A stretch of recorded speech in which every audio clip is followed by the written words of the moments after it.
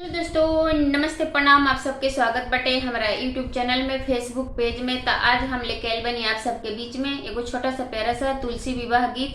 तो आप सब जरूर सुने जा, सुन करके कैसन लगी कमेंट बॉक्स में लिखे जा।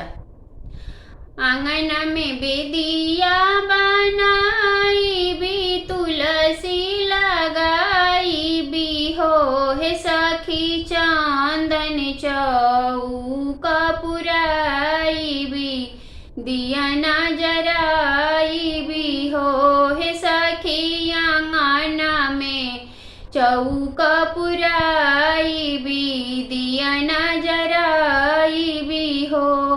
फल फूल सैया से मांगाई भी, चुनरी रंगाई भी हो, हे सखी आंगने में ऊखिया गड़ाई भी, चंदनी तनाई भी हो, हे सखी आंगने में ऊखिया गड़ाई भी, चंदनी तनाई भी हो।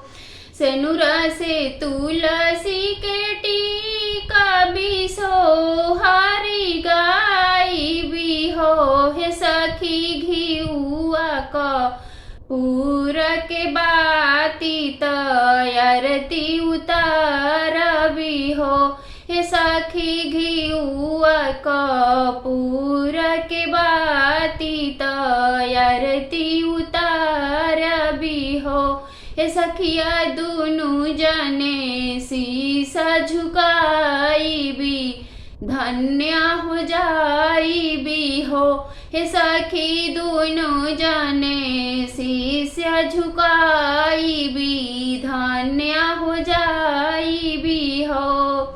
अंगना में बेदिया बनाई भी, तुलसी लगाई भी हो, हे सखी चांदन चौका पुराई भी, दिया न